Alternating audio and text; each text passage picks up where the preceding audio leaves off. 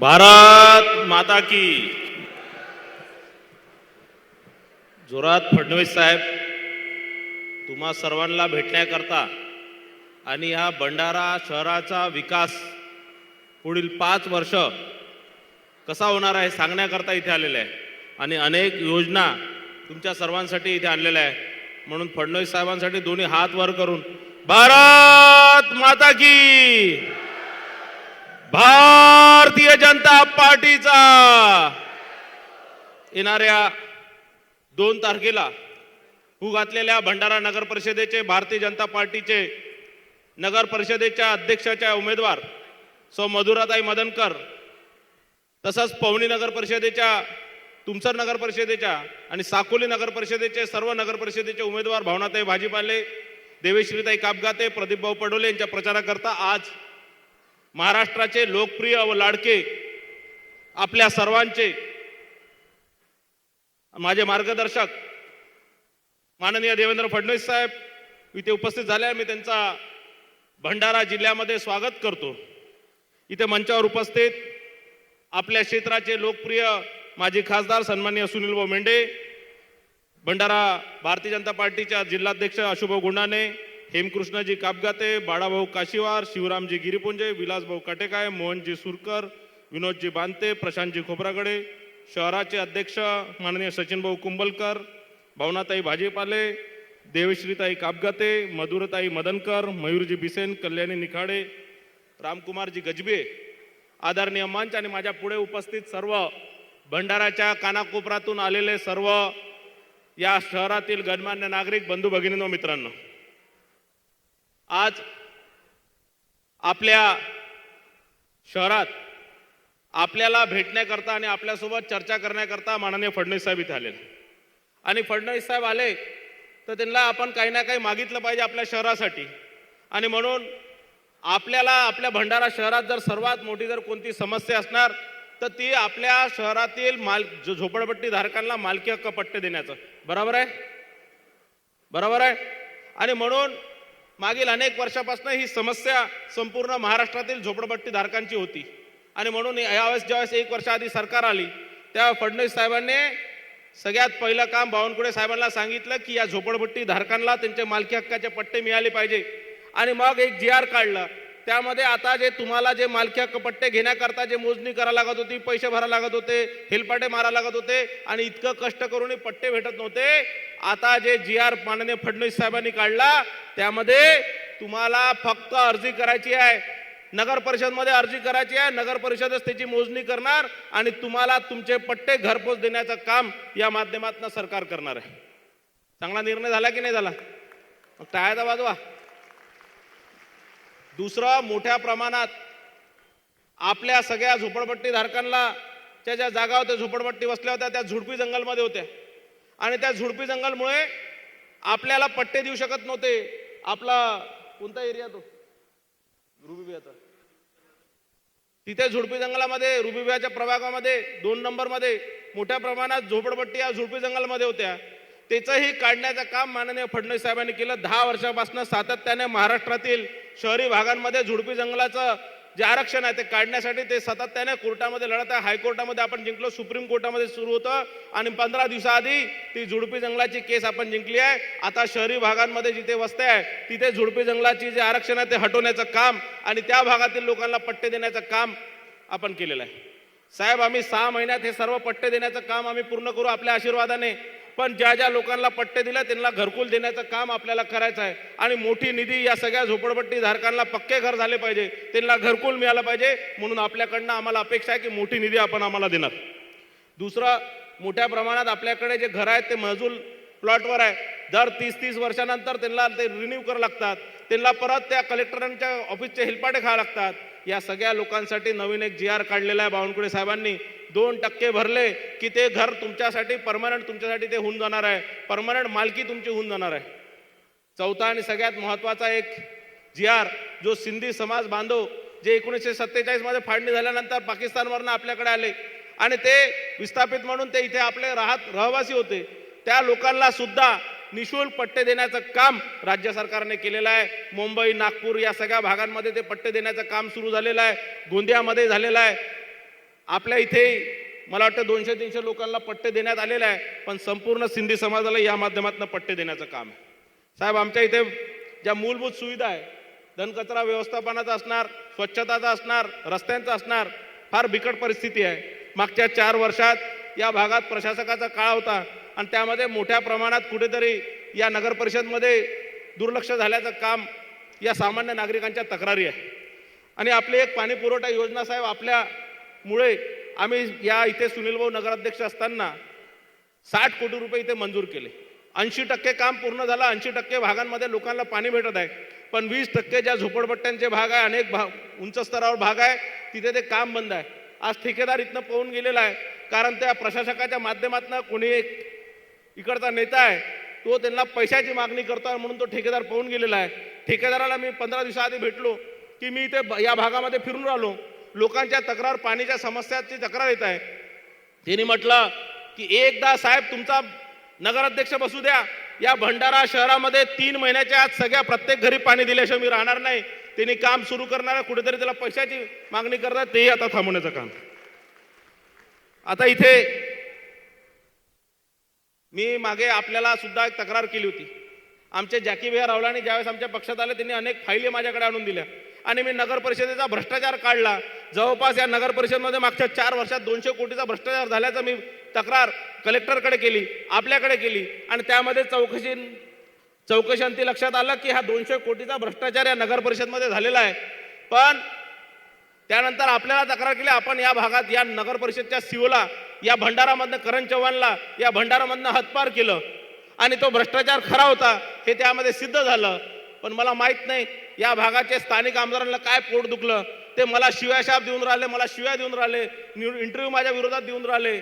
आणि मग मला लक्षात आलं की बाबा मी तर भ्रष्टाचारावर आरोप केला होता, मी तर नगर परिषदेच्या भ्रष्टाचारावर आरोप केला होता, यांना मिरची का लागली. आणि मग मी ते आणखीन कागद बघितले तर मला कुठेतरी लक्षात आलं की भले बटन इथं दाबली, याचं पोट का दुखत आहे. कारण मागच्या 3 वर्षामध्ये, मागच्या 4 वर्षात या नगर परिषदामध्ये 3000 कोटीचा निधी आला. 3000 कोटीचा. त्याविषयी मागे शिंदे साहेब इथेच आले होते आणि शिंदे साहेब जेव्हा हेलिकॉप्टरने त्या MB कॉलेज ग्राउंडमध्ये उतरले आणि भंडारा शहरात आले तर त्यांची गाडी डुलत इथे आली आणि त्यांनी विचारलं बोंडेकराला की अरे बोंडेकर, तुला मी रस्ता विकासासाठी किती रुपये दिले. त्यांनी सांगितलं 3000 कोटी. आज मला सांगा 3000 कोटीचे रस्ते दिसून राहिले का. आज 3000 कोटीच्या रस्त्याचा विकास ज्यावेळेस बोंडेकरांनी सांगितलं की 3000 कोटीचे रस्ते बांधले, त्यावेळेस मी स्वतः प्रत्येक गल्ली फिरलो, प्रत्येक रस्ता फिरलो आणि मला असं वाटलं की बाबा कुठे सोन्याचा तर रस्ता नाही बांधला, कुठे चांदीचा तर रस्ता नाही बांधला, पण मला सोन्या आणि चांदीचा रस्ता कुठेच दिसला नाही. पण जे सिमेंटचे अर्धवट रस्ते जे बांधले त्यामध्ये लोहा गायब होता. आता कुठेतरी म्हणजे किती प्रमाणात मोठा भ्रष्टाचार या शहरामध्ये झालेला आहे याचा लक्ष आपल्याला येणार. आणि आज हेच आम्हाला शिवसाहेब देऊन आमच्या उमेदवाराला बद्दल उलट सिलट गावभर सांगत आहे. आता दलित वस्ती मोठ्या प्रमाणात आपल्याकडे आहे. परमपूज्य डॉक्टर बाबासाहेब आंबेडकरांनी संविधानामध्ये दलित वस्तीला 15% निधी आरक्षित केलेली आहे. ते केंद्र सरकार असणार, राज्य सरकार असणार किंवा तुमची नगर परिषद असणार, त्यांना 15% दलित वस्तीसाठी ती निधी राखीव ठेवायची आहे. त्या दलित वस्तीच्या हक्काची निधी, त्या बौद्ध बांधवांच्या हक्काची निधी, त्या अनुसूचित जातीच्या हक्काची निधी कुठेतरी त्या जलपर्यटनाला 50 कोटी रुपये वळती करण्याचं काम या आमदारांनी केलेलं आहे. आणि मी ज्यावेळेस त्याची चौकशी केली त्यावेळेस तिथे ते बांधताच येत नाही आणि त्याचं एक 28 कोटीचं बिल, कोणतंही काम न करता 28 कोटीचं बिल देण्यात आलं. ते 28 कोटीचं बिल करण्याकरता एक नॅशनलाइज बँक आहे, नॅशनल हाऊसिंग बँक, याच्याकडनं नगर परिषदेने 28 कोटी रुपयाचं कर्ज घेतलं आणि ते कर्जाने कुणाला पेमेंट केलं, तर या आमदाराच्या मुलाच्या कंपनीला ते 28 कोटीचं पेमेंट त्या माध्यमातून केलं. कर्ज घेऊन त्या कंपनीला पेमेंट करण्याचं काम या महाशयांनी केलेलं आहे. आणि कुठेतरी असे 3000 कोटीचे आणि 200-500 कोटीचे भ्रष्टाचार आज मोठ्या प्रमाणात या शहरामध्ये झालेला आहे. या भ्रष्टाचाराचा एक पायी, कारण ही जनतेचे पैसे आहे, या भंडारा शहरातील जनतेच्या हक्काचे पैसे आहे, त्या एक पायीचा हिशोब घेतल्याशिवाय मी राहणार नाही. आणि हे निवडणूक झाली, आमची नगराध्यक्ष बसली तर पहिले सगळा हा भ्रष्टाचार काढल्याशिवाय आम्ही राहणार नाही. आणि मी तुम्हाला सांगतो की जोपर्यंत या भ्रष्टाचाराच्या मागे असणाऱ्या सगळ्या लोकांना जेलमध्ये टाकलं नाही तोपर्यंत हा परिणय फुके स्वस्थ बसणार नाही. आज हेच आमदार मागच्या 2 वेळापासून 3 वेळापासून या भागातनं विधानसभेवर निवडून आले आणि हे सांगत होते, हे म्हणत होते जिसके साथ तेली वो भाग्यशाली.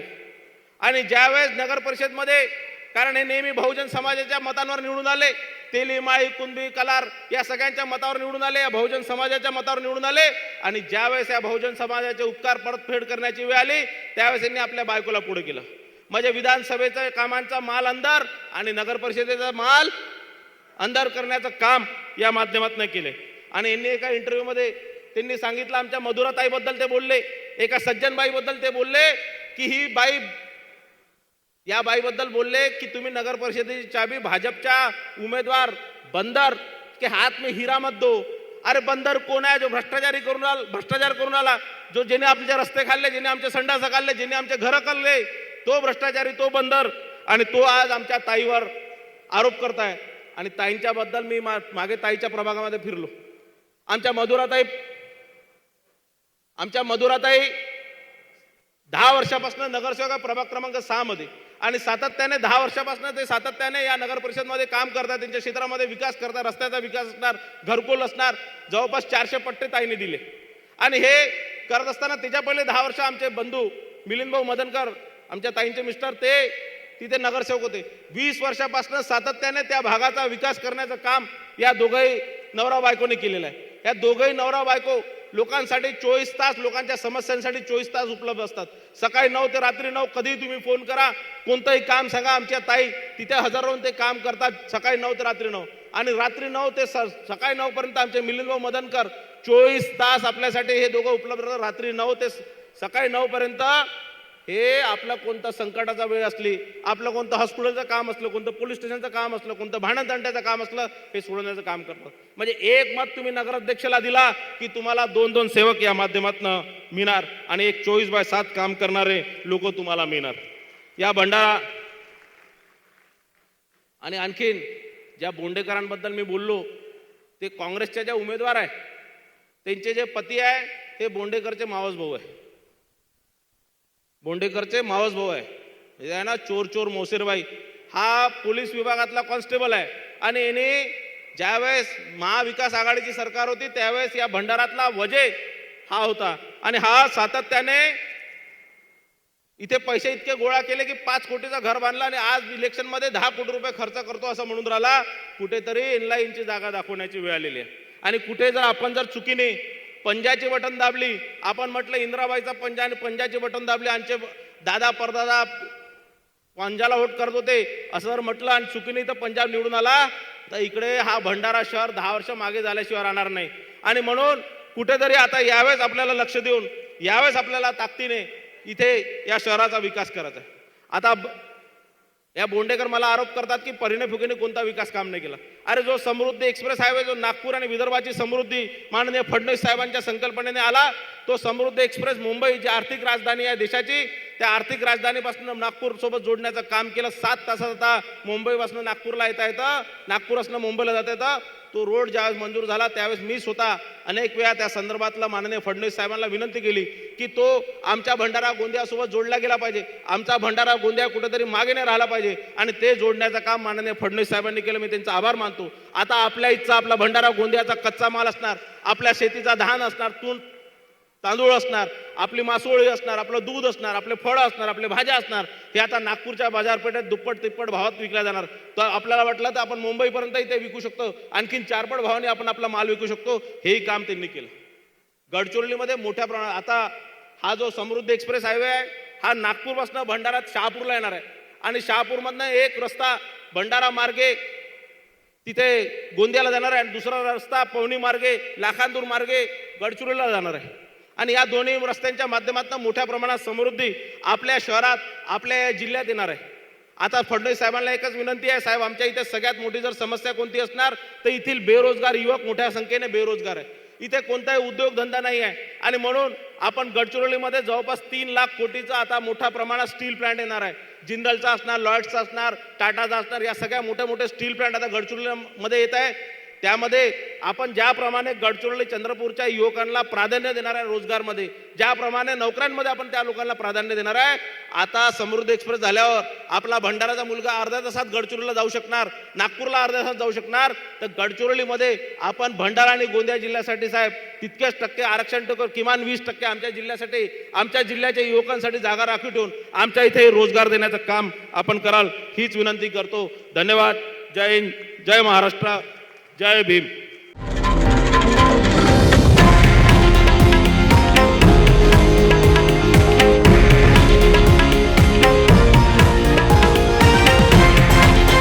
हे आहे देशातील नंबर 1 न्यूज नेटवर्क आणि आपण पाहत आहात TV9 मराठी, एकमेव.